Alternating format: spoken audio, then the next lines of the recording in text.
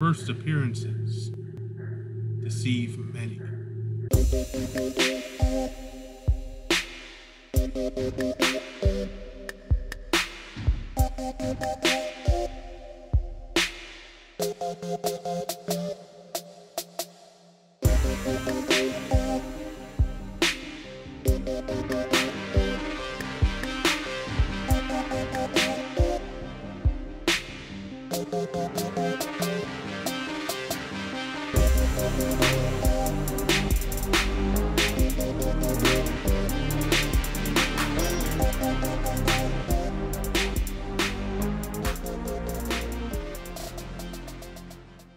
Hey everyone, this is Andrew from Prize Box Productions, and welcome back to our YouTube expeditions where we confront fear to find the truth.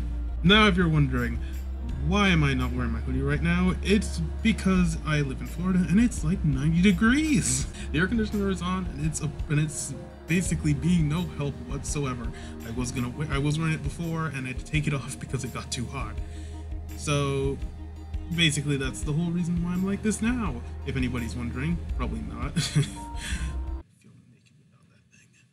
Anyway, for this video, it's actually related to Florida. It's actually an interesting video that I found not too long ago, and it's called Robert the Doll Messes with My Camera, Key West, Florida. Now, this interests me because I've never, despite living in Florida my entire life, I've never actually heard of this legend before, and I've been to Key West multiple times. I've never heard of the legend of Robert the Doll. And I want to see what this thing is, because I found this completely by accident, and the fact that it's allegedly about a cursed or enchanted doll that lives in Florida, it really grabs my interest. Maybe I'll take a trip down there at some point to go check it out for myself. But for right now, this is gonna have to do. So I don't know what I'm gonna find with this thing, except that apparently it's a haunted doll that apparently might cause misfortune or something. That's what I've been able to gather from some of the stuff I've heard on this right before I did this video. So we're gonna find out, see what's actually going on with this video, and then we're gonna see what we can find on this legend. So without further ado, let's get to the video. Hi, this is Johnny Flynn. I'm here with Robert. Okay. Robert the Doll. We asked for his permission pleasantly to. Okay, so you gotta ask for permission from the doll to do this video. All right, so it's like reverse vampire rules. Like in this case, the monster is not asking your permission to enter. You're asking its permission to enter. Well, not even enter, but take pictures of it. How do you get confirmation from the doll that it's all right to do this? Like, does it nod its head? Does it say, yeah, sure, go on? Or something? How do you know? I mean, I'm looking at the video and I'm looking at the way it looks. And I'm like, how do we know this is even the doll? Because I can do this effect from my computer. I mean, anybody probably could do that. So I don't understand. What exactly was the point of this? As the movie Child's Play is actually based on this doll. Oh, okay, I didn't actually know that.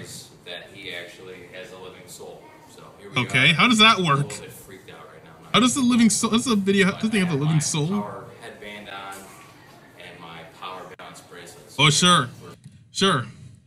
The placebo effect will protect you from the monster or the curse or the spirit.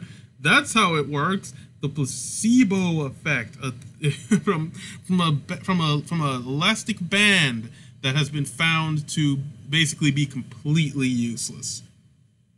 Like, sure, it'll protect you. All right, so far what we learned is that a movie was based on the doll and apparently has a living soul, might be cursed, and apparently can be warded off by the power balance bracelets, which have been proven to be placebos. It can be warded off by placebos. Oh man. Okay, so I'm gonna go try to see what I can find out about this legend, as well as some other stuff regarding the doll and everything. So I'll be back in a sec.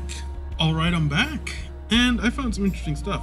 This apparently the legend is actually plural. It's actually legends. There are multiple legends about this doll, which makes me question the whole the whole nature of the curse completely, because one of the things that I saw about this was that apparently it has been thought that the doll has caused car accidents, divorces, failed relationships, and death and disease. I mean, clearly these things can be blamed on curses, not natural causes, poor choices, and bad driving. But then again, considering Florida has like leading in the country in these problems, maybe it is a curse. Or maybe we just suck. But anyway, I did find out some interesting stuff from hauntedrooms.co UK, and it reads as follows. Although Robert's origins are disputed, as this is one of those stories that gets passed around from family member to family member within the state, it's generally thought that Robert was given to Otto as a present from his grandfather following a trip to Germany. After some investigation by the Fort West Martello Museum, where Robert resides today, it is now thought the doll was never actually intended to be a doll. It's thought that it was made by Steiff and perhaps to have manufactured as part of a clown or jester display. That outfit is thought to be Otto's own. And if you're wondering about where Robert got his name, it's actually from his owner Eugene, as the name was Robert Eugene Otto. People always called him by his middle name. Another story about Robert the Haunted Doll and his origins describes that Otto's family's mistreatment of servants and maids. The family lived in a large mansion house that still stands today. It stands at the corner of Simonton and Eaton. The size of the house has meant that the family needed help. One maid was apparently caught using voodoo and was quickly fired. Before she left, she gave Robert to Eugene. Robert was cursed. She used some of the voodoo that she'd been fired for on the doll to bring fear and discomfort to the family. Okay, so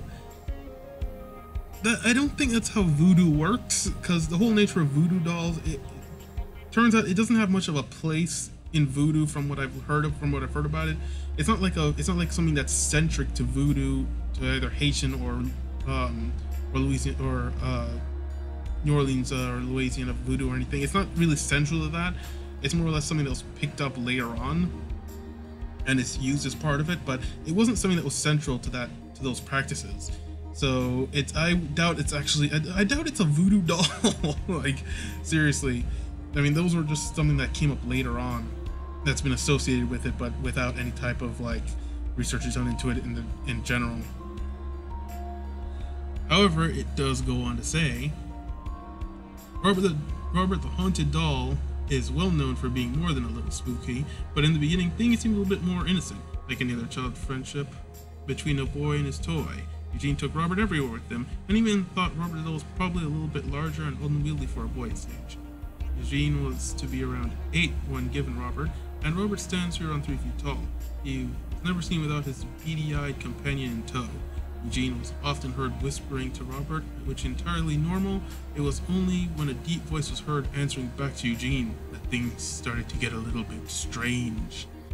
Robert was said to have somewhat of a hold over Eugene, and loud, violent commotions could be heard coming from Eugene's bedroom on almost nightly basis. Furniture could often be found overturned. Toys of Eugene's room were found ripped apart, and Otto's family entered Eugene's room. He was found huddled on his bed, petrified.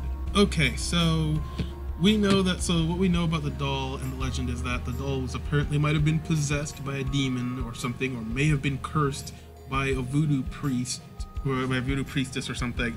And a lot of these legends don't really add up too well.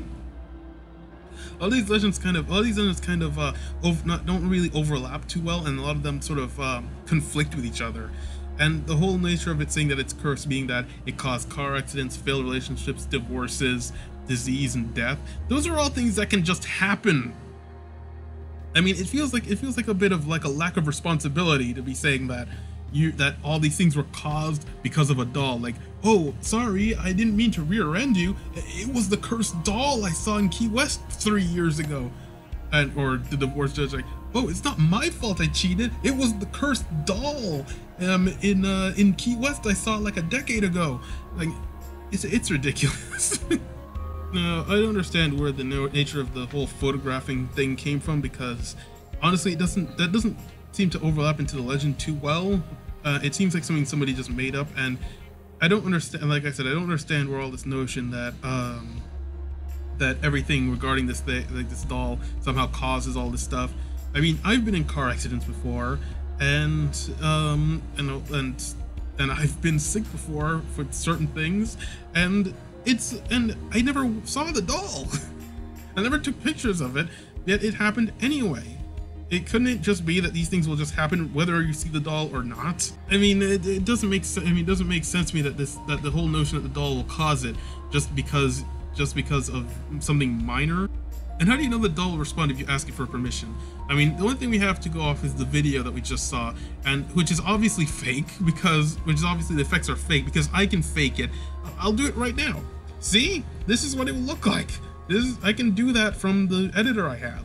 Like, obviously the video is fake and it's not cursed, and the doll, because I don't understand that. Because I don't understand the whole asking for permission thing. Because it seems like if something bad happens to you, it must be the doll because you didn't ask for permission. But Florida's packed with bad drivers, packed with bad relationships, and some people have these things without having seen the doll anyway. So I don't think it's cursed. I think Florida just sucks. So with that, I'm ending this video here. So be sure to check out my other videos, those Pricebox Productions videos, or our channel Pricebox Gaming and Pricebox Remix. Thanks for watching, and stay jamming, everyone.